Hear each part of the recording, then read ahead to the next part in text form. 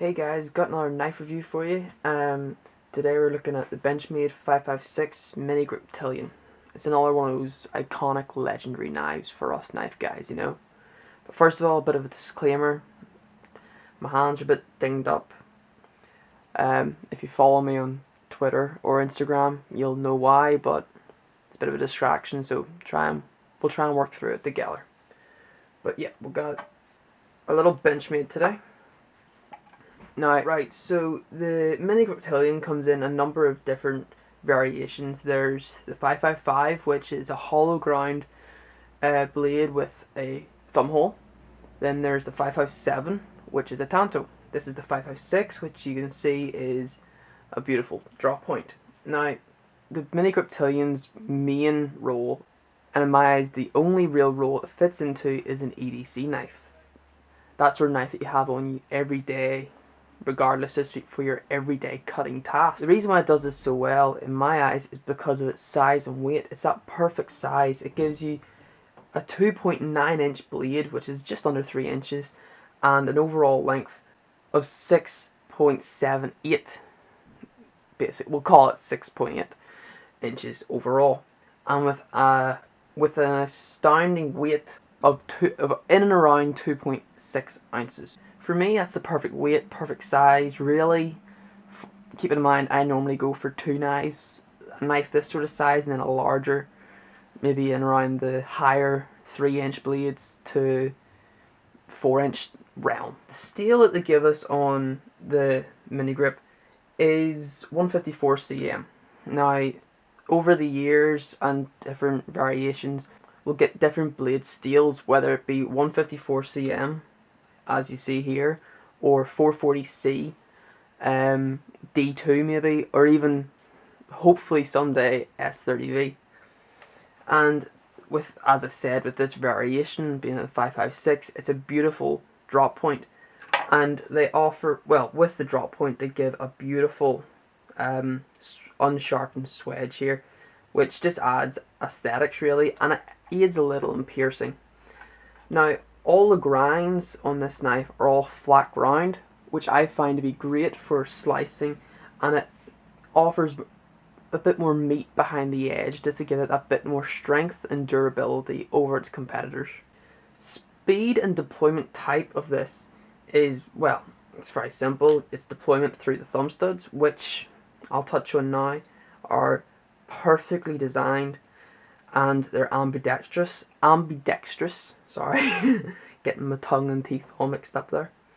But this whole knife is a great ambidextrous knife because of the axis lock. It's completely perfect for both sides, whether or not you're left or right, and the pocket clip is swappable. But deployment through the thumb studs is great, it's fast, and it's assertive.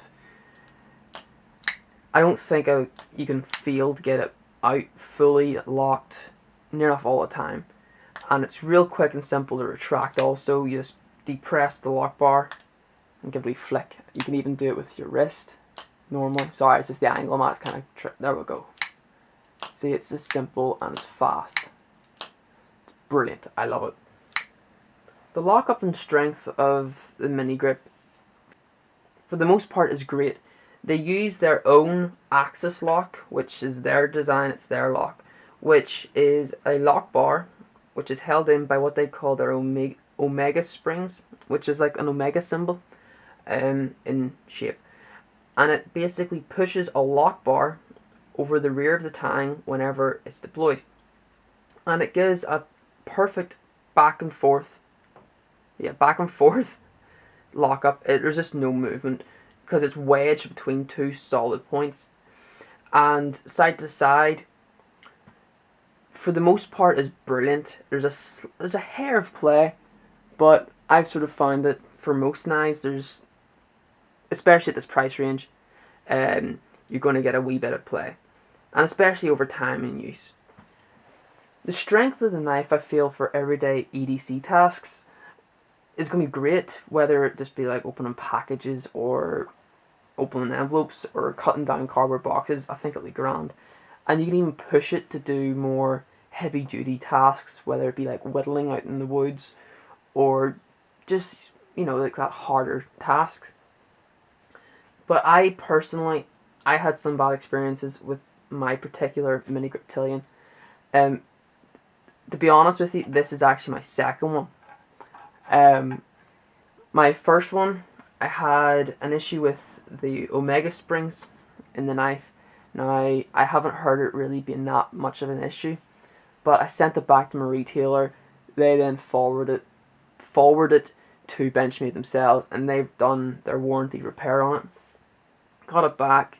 It was great. Sadly, the same thing happened again, but my retailer just said, you know what, we'll just give you a new one. And they did. But I'll roll in some footage of the fact that the omega spring really wasn't seated the way it was meant to be. And I could actually, like, with gentle wobbling, I could make the blade fall out. So where if it was in the pocket, if you put your hand in, it would cut your hand clean open, so it would.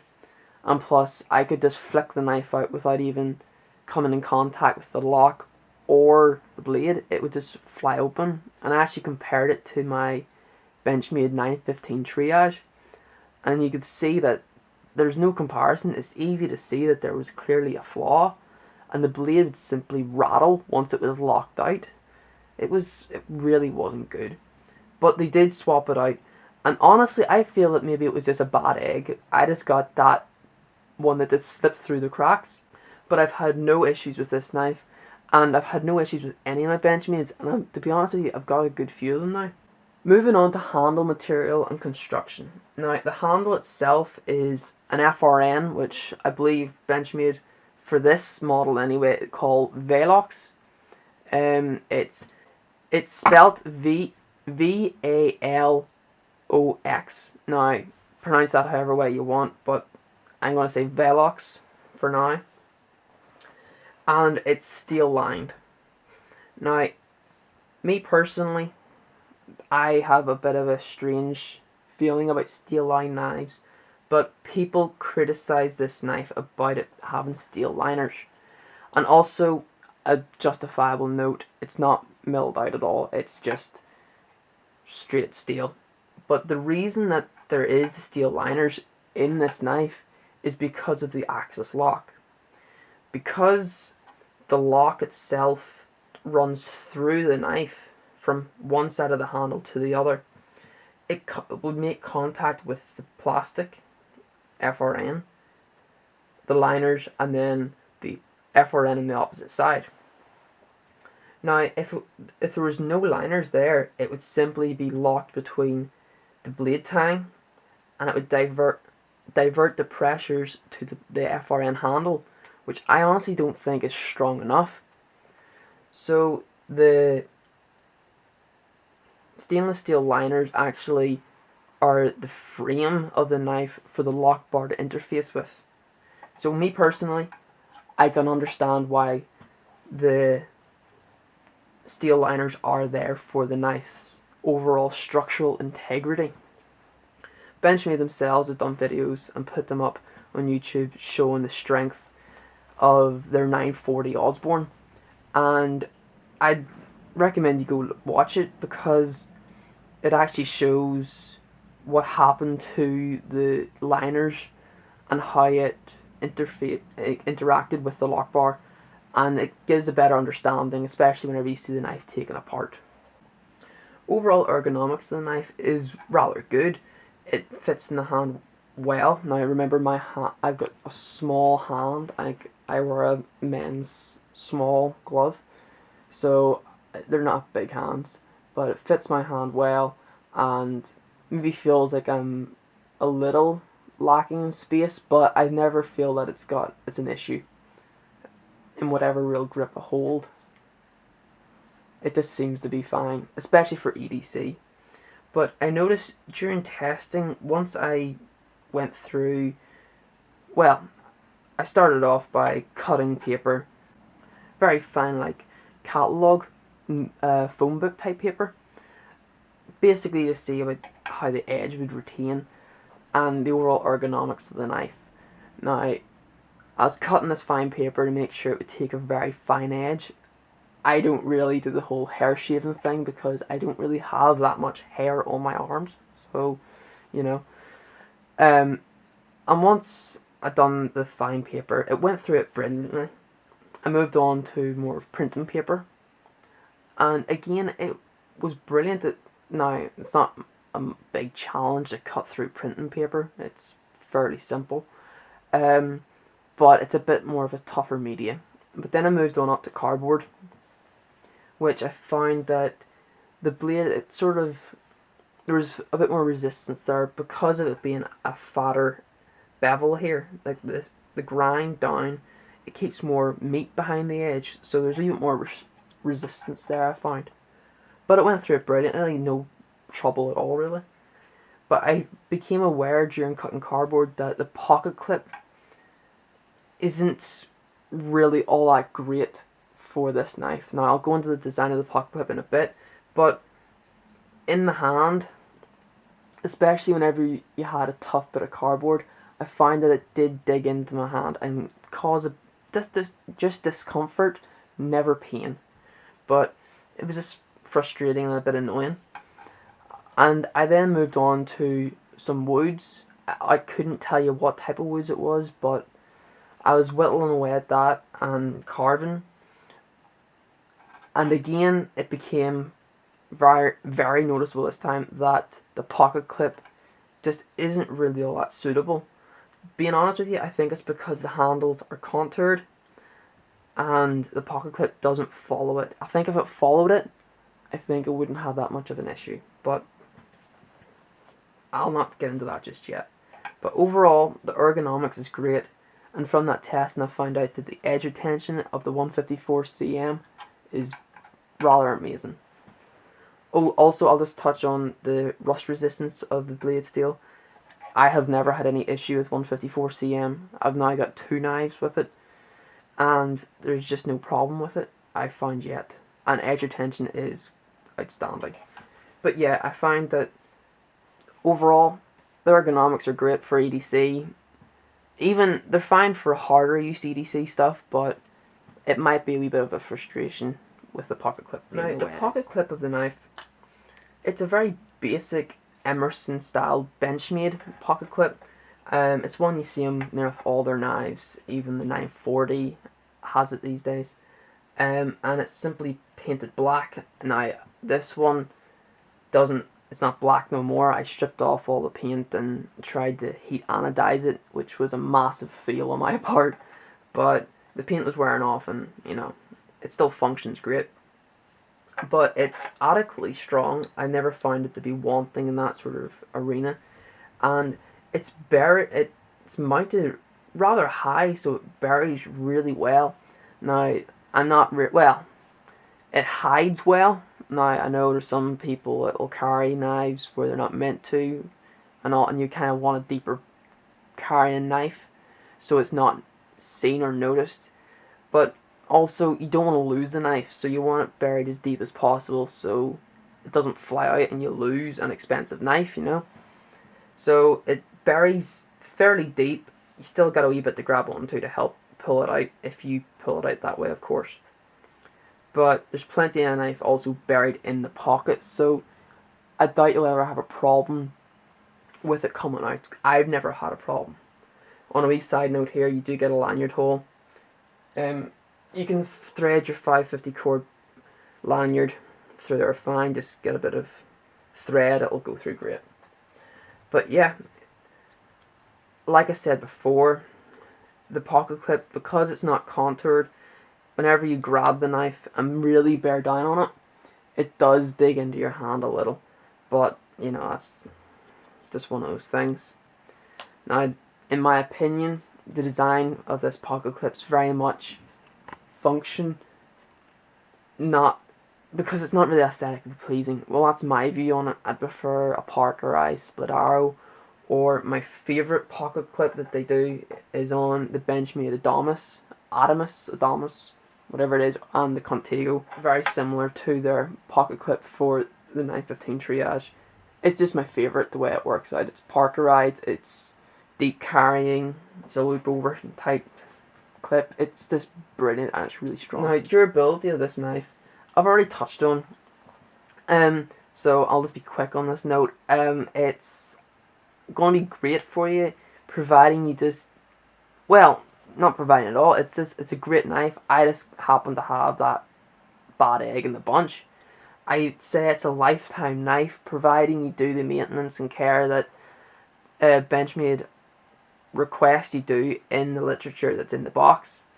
Now, it's very simple. They just say to lubricate everything and wash it out now and again with hot soapy water and let it dry out, and then keep this general knife maintenance. Now, they do say that disassembling the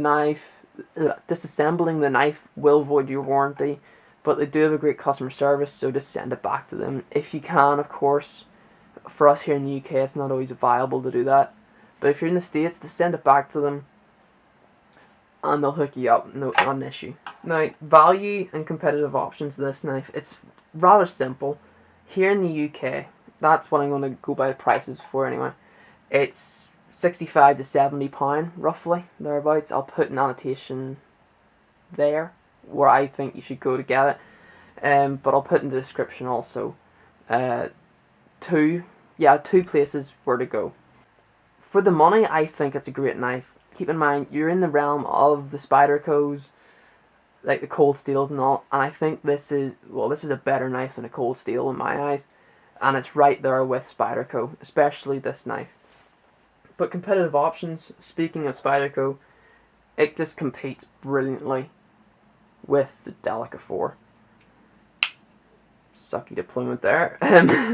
But with the Benchmade anyway, you're getting more cutting edge than the Delica, and you're getting it in a smaller package. Like if I get these, but the butt, there you go. You see that you're getting it in an overall shorter package, and you're getting more cutting edge. Also, you can see that there yourself. The handle is it's considerably shorter, and in my eyes, the handle on the Mini Griptilian, it's more ergonomic. That's only my opinion. And plus, I feel that this design's kind of tired. It needs a wee bit even more updated. But check out my review on that. I've already posted it. So yeah. Also, the steels are very comparable. VG10 and 154cm. They're really high up there on my favorite steels I've got. They're fairly easy to sharpen, and they've got really good rust resistance and wear resistance as well. So either way you go, it's a win, and they're both in around the same sort of money. And also, they offer really cool colors for both, so yeah. Now, another competitive option, I feel, from within Benchmade's own line is the 527 Mini Presidio Ultra. Now, I'm also going to talk to the 525 Mini Presidio. I'll tell you a bit of the differences here now. But compared to the 527, this knife, well, this happens to be the USA Shooting Team version. I was able to get it on sale, so I went for the cheaper version, of course. But you're getting the differences between these two, the 527 and the 556, is basically the blade shape and the blade steel. As I said before, the 556 has 154cm. Now, the 527 has 440C. Now, this is a fairly new knife. I haven't even used it enough to have to resharpen it yet, so I can't really say all that much. But I haven't had an issue with it yet. Haven't had an issue with it rusting. Of course, I've got that black coating on it, but I couldn't see a problem with the satin version that we can get over here with the black handle.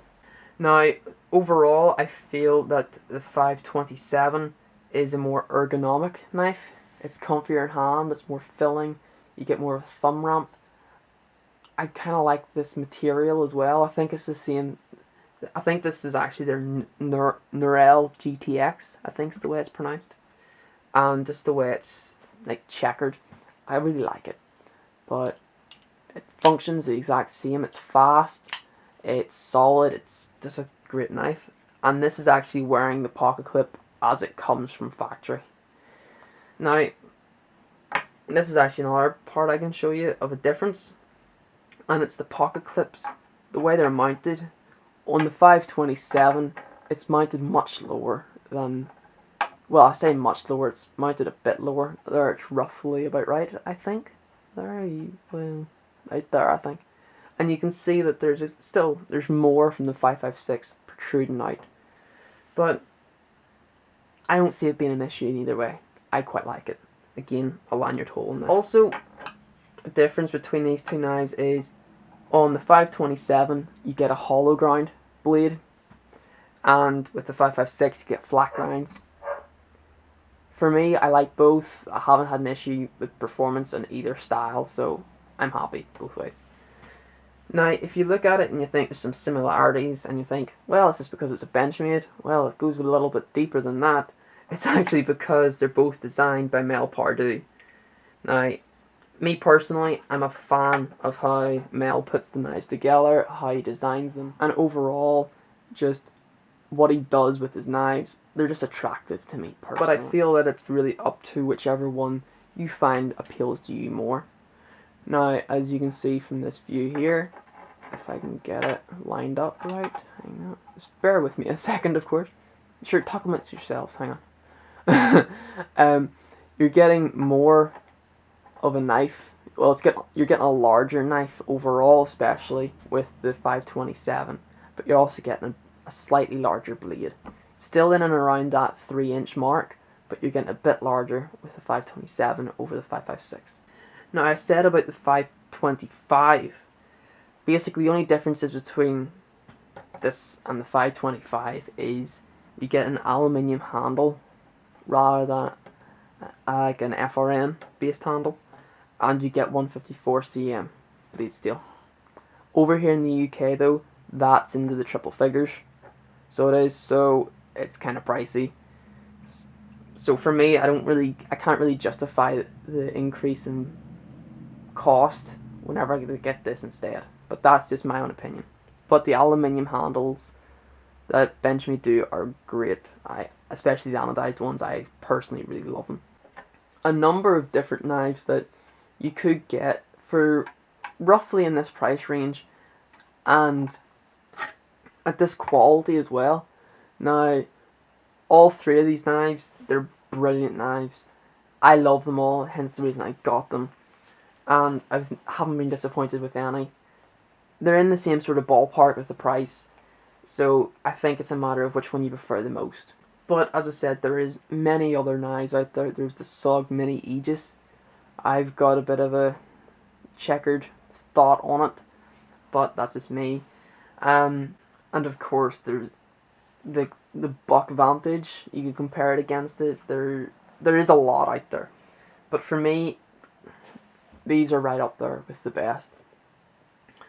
But to be honest with you, the Benchmade, it's fun to play with that axis lock. It is addictive, and I promise you, you will have people getting very annoyed at you about this over a longer period of time of you just flicking this all day long. But it's a great knife. I love it myself. I'd honestly consider getting another one. That's how much I like it. That's always a benchmark of how I know if I like it and if I'd buy it again, or if I'd buy another one. But anyway, I appreciate you watching. Appreciate if you'd like the video, share it and all that. I'd appreciate that a lot. Thanks for all of the guys that sub already. I appreciate you. I really enjoy the communication back and forth and all. But thanks very much. Thanks for watching. Be safe, God bless, and I'll see you in the next one. Bye.